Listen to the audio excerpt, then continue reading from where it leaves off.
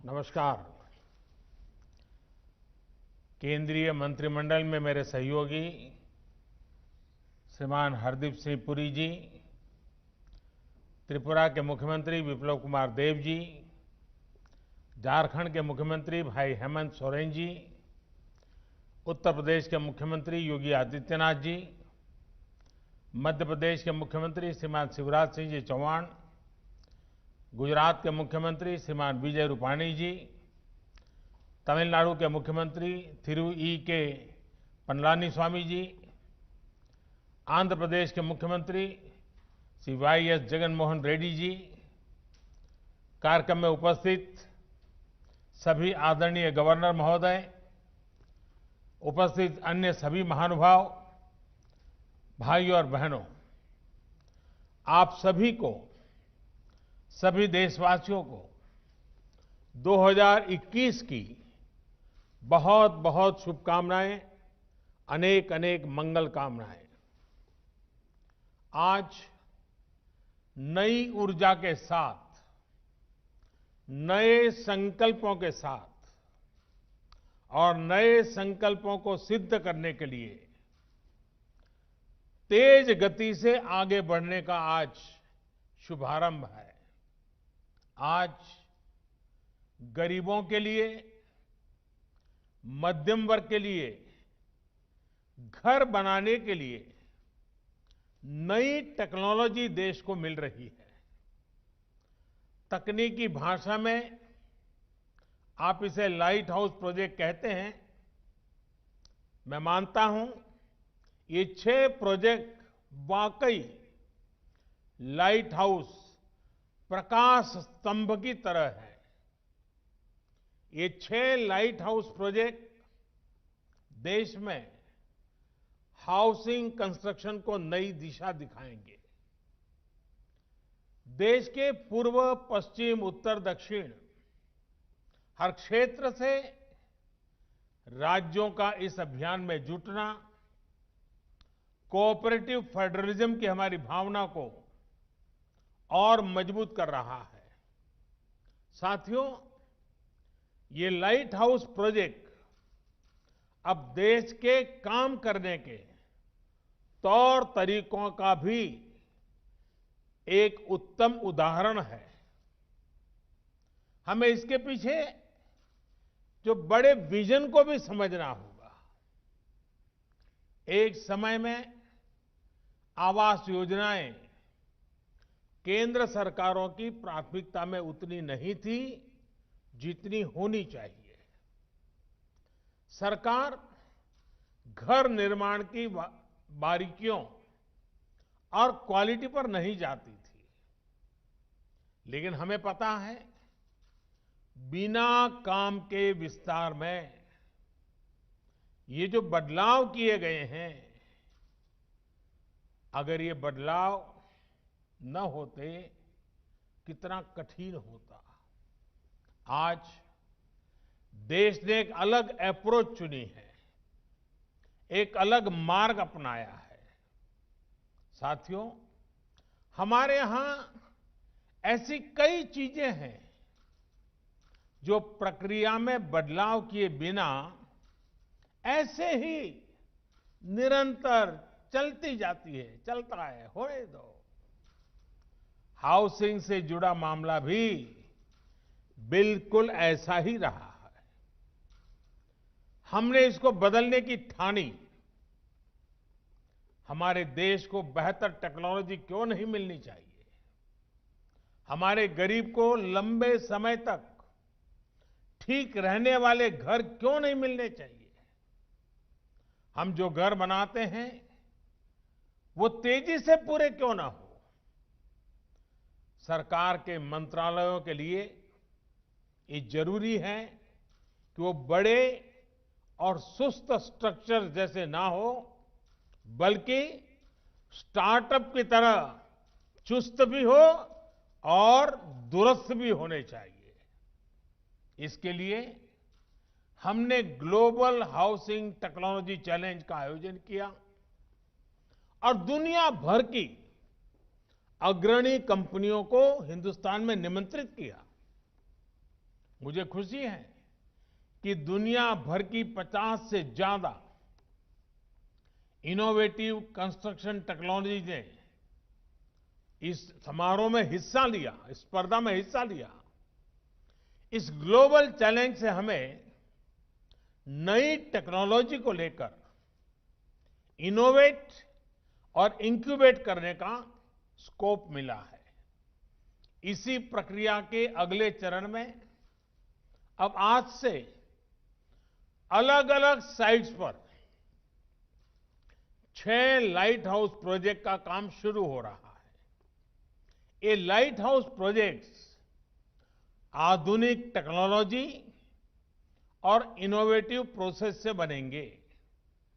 इसमें इंफ्रास्ट्रक्चर का टाइम कम होगा, इसमें कंस्ट्रक्शन का टाइम कम होगा और गरीबों को ज्यादा रेजिलिएंट, अफोर्डेबल और कंफर्टेबल घर तैयार होंगे। जो एक्सपर्ट्स हैं उन्हें तो इसके बारे में पता है, लेकिन देशवासियों को भी इनके बारे में जानना जरूरी है, क्योंकि आज ये टेक्नोलॉजी एक शहर में इस्तेमाल हो रही है, कल को इन्हीं का विस्तार पूरे देश में किया जा सकता है। साथियों, इंदौर में जो घर बन रहे हैं वो उनमें ईंट और गारे की दीवारें नहीं होगी, बल्कि pre fabricated sandwich panel system इसमें इस्तेमाल होगा। राजकोट में टनल के जरिए मोनोलिथिक कंक्रीट कंस्ट्रक्शन इस टेक्नोलॉजी का उपयोग करेंगे। फ्रांस की इस टेक्नोलॉजी से हमें गति भी मिलेगी और घर आपदाओं को झेलने में ज्यादा सक्षम भी बनेगा। चेन्नई में अमेरिका और फिनलैंड की प्री कास्ट कंक्रीट सिस्टम का उपयोग करेंगे, जिससे घर तेजी से भी बनेगा और सस्ता भी होगा। रांची में जर्मनी के 3D कंस्ट्रक्शन सिस्टम से घर बनाएंगे। इसमें हर कमरा अलग से बनेगा और फिर पूरे स्ट्रक्चर को वैसे ही जोड़ा जाएगा जैसे लेगो ब्लॉक्स के खिलौनों को जोड़ते हैं। अगरतला में न्यूजीलैंड की स्टील फ्रेम से जुड़ी टेक्नोलॉजी से घर बनाए जा रहे हैं। जहां भूकंप का खतरा ज्यादा होता है, वहां ऐसे घर बेहतर होते हैं। लखनऊ में कनाडा की टेक्नोलॉजी यूज कर रहे हैं, जिसमें प्लास्टर और पेंट की जरूरत नहीं पड़ेगी और इसमें पहले से तैयार पूरी दीवारों का उपयोग किया जाएगा। इससे घर और तेजी से बनेंगे। हर लोकेशन पर 12 महीनों में 1000 घर बनाए जाएंगे। एक साल में 1000 घर। इसका मतलब ये हुआ कि प्रतिदिन 2.5 से 3 घर बनाने की एवरेज आएगी। एक महीने में करीब करीब 90-100 मकान बनेंगे और साल भर में 1000 मकान बनाने का लक्ष्य है। अगली 26 जनवरी के पहले इस काम में ये सफलता पाने का इरादा है। साथियों, ये प्रोजेक्ट एक प्रकार से इंक्यूबेशन सेंटर्स ही होंगे, जिससे हमारे प्लानर्स, आर्किटेक्ट्स, इंजीनियर्स और स्टूडेंट्स सीख पाएंगे और नई टेक्नोलॉजी एक्सपेरिमेंट कर पाएंगे। मैं देश भर की इस प्रकार की सभी यूनिवर्सिटी से आग्रह करता हूं, सभी इंजीनियरिंग कॉलेज से आग्रह करता हूं कि इस फील्ड में जुड़े हुए आपके प्रोफेसर्स, आपकी फैकल्टी, आपके स्टूडेंट्स 10-10, 15-15 के ग्रुप बनाएं। एक एक वीक के लिए इन 6 साइट पर रहने के लिए चले जाएं। पूरी तरह उसका अध्ययन करें। वहां की सरकारें भी उनको मदद करें और एक प्रकार से देश भर की हमारी यूनिवर्सिटी के लोग ये जो पायलट प्रोजेक्ट हो रहे हैं, एक प्रकार से इंक्यूबेटर्स हो रहे हैं, वहां जाकर के टेक्नोलॉजी, और मैं ये चाहूंगा कि हमें आंख बंद करके किसी टेक्नोलॉजी को अडॉप्ट करने की जरूरत नहीं है। हम देखें और फिर हमारे देश की जरूरत के हिसाब से, हमारे देश के संसाधनों के हिसाब से, हमारे देश की रिक्वायरमेंट के हिसाब से हम इस टेक्नोलॉजी का शेप बदल सकते हैं क्या, उसकी एक्टिविटी बदल सकते हैं क्या, उसके परफॉर्मेंस लेवल को बदल सकते हैं क्या। मैं पक्का मानता हूं हमारे देश के नौजवान ये देखेंगे, उसमें जरूर वैल्यू एडिशन करेंगे, कुछ नयापन जोड़ेंगे और सचमुच में देश एक नई दिशा में तेज गति से आगे बढ़ेगा। इसी के साथ साथ घर बनाने से जुड़े लोगों को नई टेक्नोलॉजी से जुड़ी स्किल अपग्रेड करने के लिए सर्टिफिकेट कोर्स भी शुरू किया जा रहा है। ये बहुत बड़ा काम है। हमने इसके साथ human resource development, skill development, इसको साइमल्टेनियस शुरू किया है। ऑनलाइन आप पढ़ सकते हैं, इस नई टेक्नोलॉजी को समझ सकते हैं, आप एग्जाम दे करके सर्टिफिकेट प्राप्त कर सकते हैं। ये इसलिए किया जा रहा है ताकि देशवासियों को घर निर्माण में दुनिया की बेस्ट टेक्नोलॉजी और मटेरियल मिल सके। साथियों, देश में ही आधुनिक हाउसिंग टेक्नोलॉजी से जुड़ी रिसर्च और स्टार्टअप्स को प्रमोट करने के लिए आशा इंडिया प्रोग्राम चलाया जा रहा है। इसके माध्यम से भारत में ही 21वीं सदी के घरों के निर्माण की नई और सस्ती टेक्नोलॉजी विकसित की जाएगी। इस अभियान के तहत 5 सर्वश्रेष्ठ तकनीकों को चयन भी किया गया है। अभी मुझे बेहतरीन कंस्ट्रक्शन टेक्नोलॉजी पर आधारित किताब और ऑनलाइन सर्टिफिकेट कोर्स नवरीति, इससे जुड़ी पुस्तकों के विमोचन का भी अवसर मिला। इनसे जुड़ी सभी साथियों को भी इस एक प्रकार से होलिस्टिक अप्रोच के लिए मैं सभी साथियों को बहुत बहुत बधाई देता हूं। साथियों, शहर में रहने वाले गरीब हो या फिर मध्यम वर्ग के, उन सब से और इन सब का एक सबसे बड़ा सपना क्या होता है? हर किसी का सपना होता है अपना घर। किसी को भी पूछिए, उसके मन में होता है भाई ये घर बना ले, बच्चों को जिंदगी अच्छी चली जाएगी। वो घर जिसमें उनकी खुशियां जुड़ी होती हैं, सुख दुख जुड़े होते हैं, बच्चों की परवरिश जुड़ी होती है, मुश्किल के समय एक गारंटी भी जुड़ी होती है कि चलो कुछ नहीं है तो ये अपना घर तो है ही है। लेकिन बीते वर्षों में अपने घर को लेकर लोगों का भरोसा टूटता जा रहा था।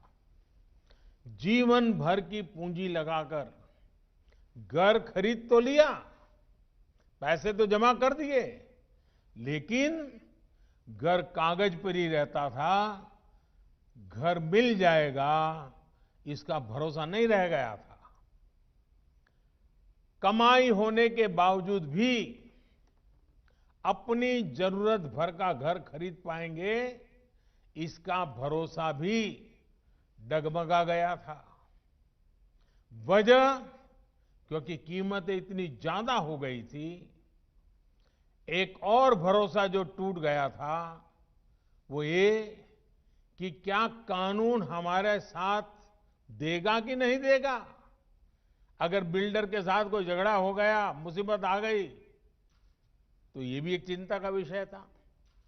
हाउसिंग सेक्टर की ये स्थिति हो गई थी कि किसी गड़बड़ी की स्थिति में सामान्य व्यक्ति को ये भरोसा ही नहीं था कि कानून उसके साथ खड़ा होगा।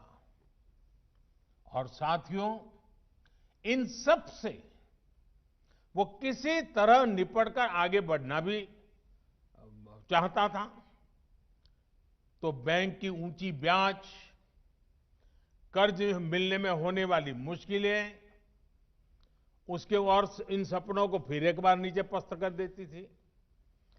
आज मुझे संतोष है कि बीते 6 वर्षों में देश में जो कदम उठाए गए हैं, उसने एक सामान्य मानवी का, खास करके मेहनतकश मध्यम वर्गीय परिवार का ये भरोसा लौटाया है कि उसका भी अपना घर हो सकता है, अपना मालिकी का घर हो सकता है। अब देश का फोकस है गरीब और मध्यम वर्ग की जरूरतों पर। अब देश ने प्राथमिकता दी है शहर में रहने वाले लोगों की संवेदनाओं को, उनकी भावनाओं को। प्रधानमंत्री आवास योजना के तहत शहरों में बहुत ही कम समय में लाखों घर बनाकर दिए जा चुके हैं। लाखों घरों के निर्माण का काम जारी भी है। साथियों, अगर हम पीएम आवास योजना के तहत बनाए गए लाखों घरों के काम पर नजर डालें तो उसमें इनोवेशन और इम्प्लीमेंटेशन दोनों पर फोकस मिलेगा। बिल्डिंग मटेरियल से मैं स्थानीय जरूरतों और घर के मालिक की अपेक्षाओं के अनुसार इनोवेशन नजर आएगा। घर के साथ साथ दूसरी योजनाओं को भी एक पैकेज के रूप में इससे जोड़ा गया है। इससे जो गरीब को घर मिल रहा है उसमें पानी, बिजली, गैस, ऐसी जो उसकी आवश्यक सुविधाएं हैं, ऐसी अनेक सुविधाएं सुनिश्चित की जा रही हैं।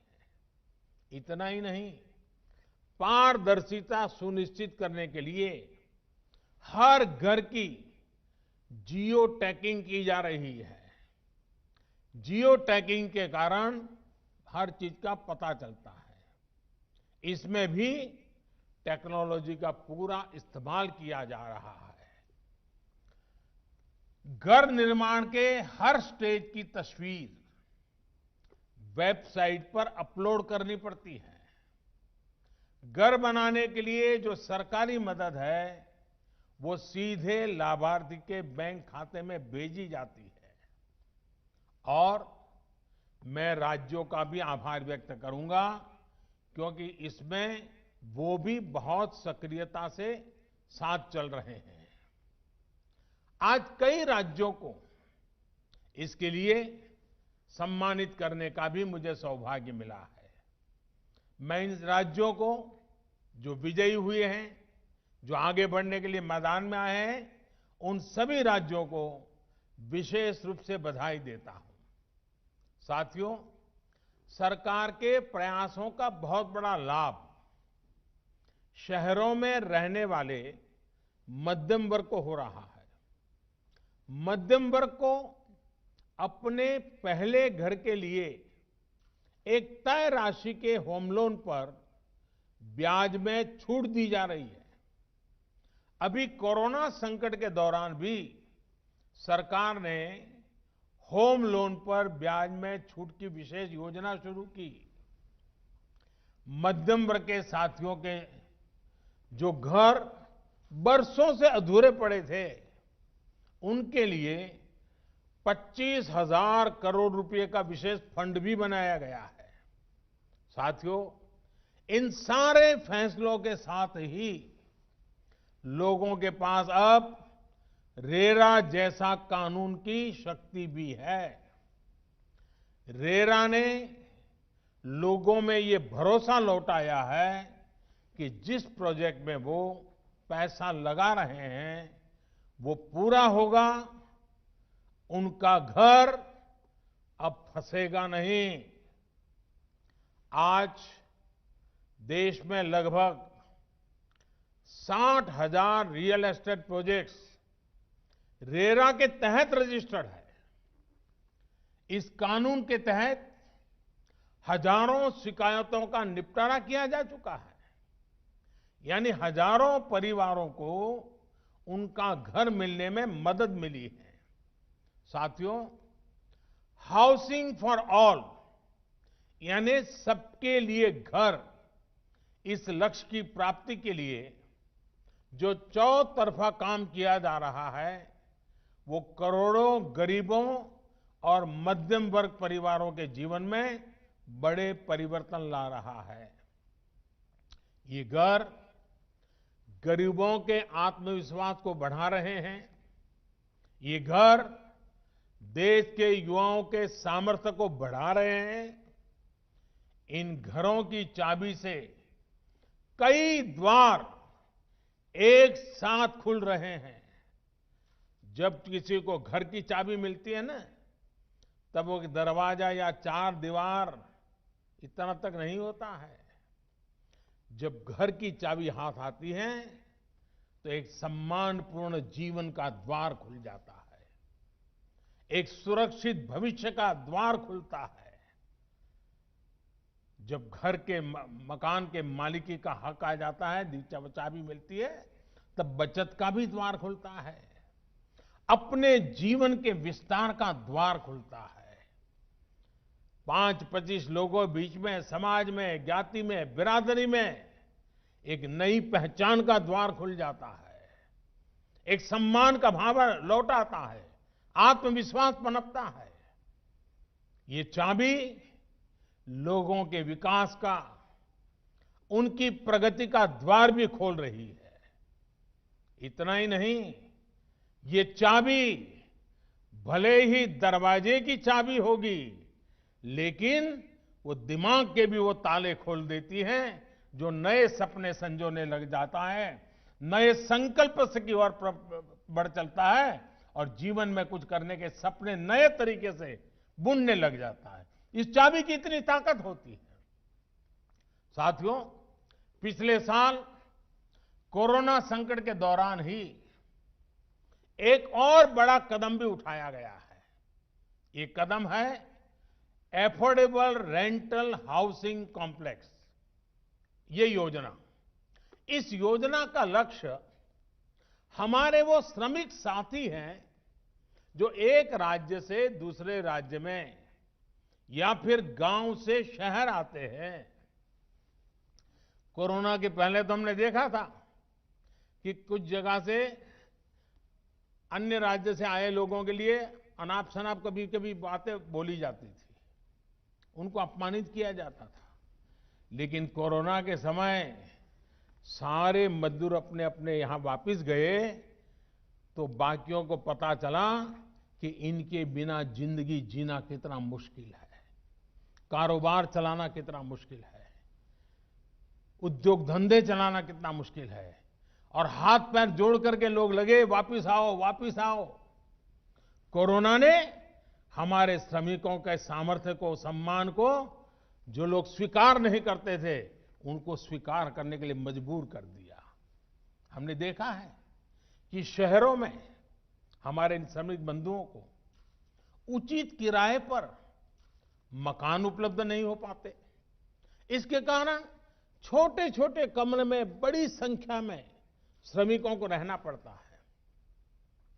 इन जगहों पर पानी, बिजली, टॉयलेट से लेकर अस्वच्छता, ऐसी अनेक समस्याएं भरी पड़ी रहती है। राष्ट्र की सेवा में अपना श्रम लगाने वाले ये सभी साथी गरिमा के साथ जीवन जिए, ये भी हम सभी देशवासियों का दायित्व है।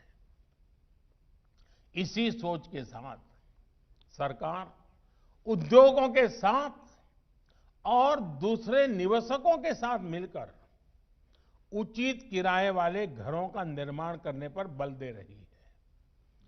कोशिश ये भी है कि आवास उसी इलाके में हो जहां वो काम करते हैं। साथियों, रियल एस्टेट सेक्टर को प्रोत्साहित करने के लिए भी निरंतर निर्णय लिए जा रहे हैं। खरीदारों में उत्साह बढ़ाने के लिए घरों पर लगने वाले टैक्स को भी बहुत कम किया जा रहा है। सस्ते घरों पर जो टैक्स पहले 8% लगा करता था, वो अब सिर्फ 1% है। वहीं सामान्य घरों पर लगने वाले 12% टैक्स की जगह अब सिर्फ 5% जीएसटी लिया जा रहा है। सरकार ने इस सेक्टर को इंफ्रास्ट्रक्चर की भी मान्यता दी है, ताकि उन्हें सस्ती दरों पर कर्ज मिल सके। साथियों, बीते सालों में जो रिफॉर्म्स किए गए हैं, उसमें कंस्ट्रक्शन परमिट को लेकर 3 साल में ही हमारी रैंकिंग 185 से सीधी 27 पर आ पहुंची है। कंस्ट्रक्शन से जुड़ी परमिशन के लिए ऑनलाइन व्यवस्था का विस्तार भी 2000 से ज्यादा शहरों में हो चुका है। अब इस नए साल में इसको देश भर के सभी शहरों में लागू करने के लिए हम सभी को मिलकर काम करना है। साथियों, इंफ्रास्ट्रक्चर और कंस्ट्रक्शन पर होने वाला निवेश और विशेषकर हाउसिंग सेक्टर पर किया जा रहा खर्च अर्थव्यवस्था में फोर्स मल्टीप्लायर का काम करता है। इतनी बड़ी मात्रा में स्टील का लगना, सीमेंट का लगना, कंस्ट्रक्शन मटेरियल का लगना पूरे सेक्टर को गति देता है। इससे डिमांड तो बढ़ती ही है, रोजगार के भी नए अवसर बनते हैं। देश का रियल एस्टेट सेक्टर निरंतर मजबूत हो, इसके लिए सरकार की कोशिश लगातार जारी है। मुझे विश्वास है कि हाउसिंग फॉर ऑल का सपना जरूर पूरा होगा। गांवों में भी इन वर्षों में 2 करोड़ घर बनाए जा चुके हैं। इस वर्ष हमें गांवों में बन रहे घरों में भी और तेजी लानी है। शहरों में इस नई टेक्नोलॉजी के विस्तार से भी घरों के निर्माण और डिलीवरी दोनों में ही तेजी आएगी। अपने देश को तेज गति से आगे बढ़ाने के लिए हम सभी को तेज गति से चलना ही होगा, मिलकर के चलना होगा, निर्धारित दिशा में चलना होगा। लक्ष्य को ओझल होने देना नहीं है और चलते रहना है। और इसके लिए तेज गति से फैसले भी लेने ही होंगे। इसी संकल्प के साथ मैं आज आप सबको इस 6 लाइट हाउस, एक प्रकार से हमारे नई पीढ़ी को, हमारे टेक्नोलॉजी और इंजीनियरिंग के विद्यार्थियों के लिए ये सबसे ज्यादा उपयोगी हो, ये मेरा इच्छा रहेगी। मैं चाहूंगा सभी यूनिवर्सिटीज को, मैं चाहूंगा सभी कॉलेजेस को, इस प्रकार के जो महत्वपूर्ण प्रोजेक्ट होते हैं उसका अध्ययन करना चाहिए, जाकर के देखना चाहिए कि कैसे हो रहा है, कि टेक्नोलॉजी का उपयोग कैसे होता है, हिसाब किताब कैसे लगाया जाता है। ये अपने आप में शिक्षा का बहुत बड़ा एक दायरा बन जाएगा। और इसलिए मैं देश के सभी युवा इंजीनियरों को, टेक्नीशियनों को विशेष रूप से निमंत्रण देता हूं। इस लाइट हाउस से जितनी लाइट वो ले सकते हैं लें, और अपनी लाइट जितनी उसमें डाल सकते हैं डालें। अपने दिमाग की लाइट जितनी लगा सकते हैं लगाएं। आप सबको इस नव वर्ष की बहुत बहुत शुभकामनाएं। इस 6 लाइट हाउस के लिए बहुत बहुत शुभकामनाएं। बहुत बहुत धन्यवाद।